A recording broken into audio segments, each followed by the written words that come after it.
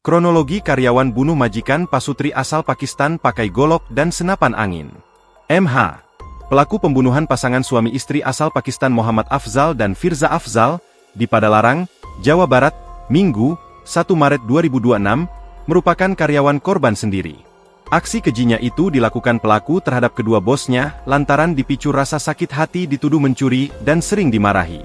Diketahui, MH merupakan karyawan yang bekerja di toko rempah milik korban di Pasar Cisarua. Pembunuhan itu dilakukan pada Minggu, 1 Maret 2026, sekitar pukul 19 WIB di tempat tinggal korban kawasan Puncak Bogor.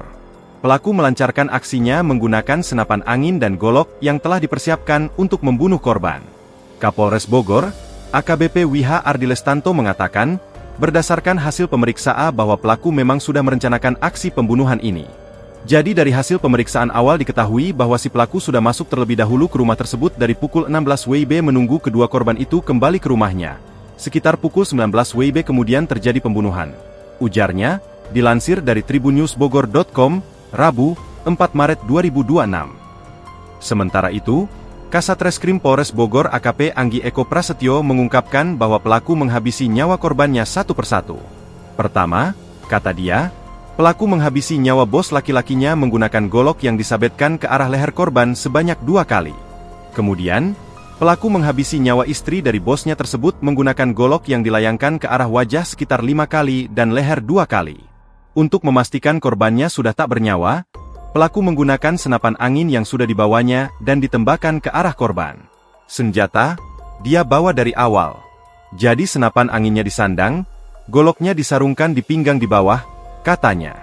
Setelah kedua targetnya tewas, pelaku memasukkannya ke dalam mobil milik bosnya kemudian dibuang ke wilayah Padalarang, Kabupaten Bandung Barat.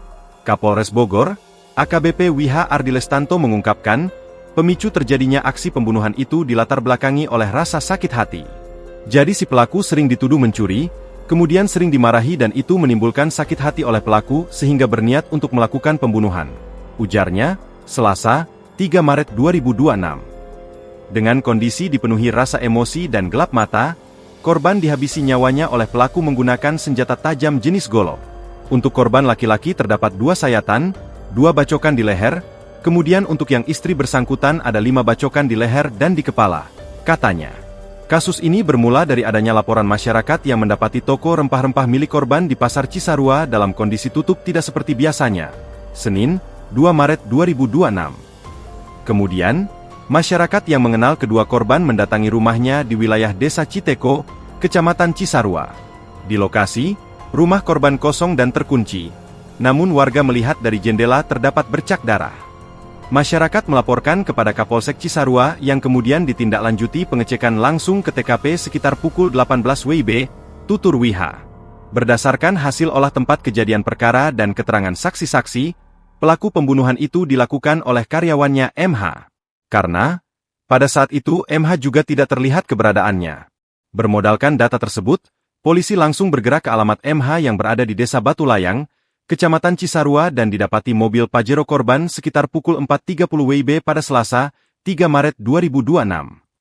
Pelaku ditangkap, diperiksa di Mapolsek Cisarua dan ditemukan keterangan bahwa pelaku melakukan pembunuhan terhadap 2 orang korban. B berdia. Kepada polisi, pelaku mengaku membuang jasad kedua korban di wilayah Padalarang, Kabupaten Bandung Barat. Download Tribun X sekarang, menghadirkan lokal menjadi Indonesia.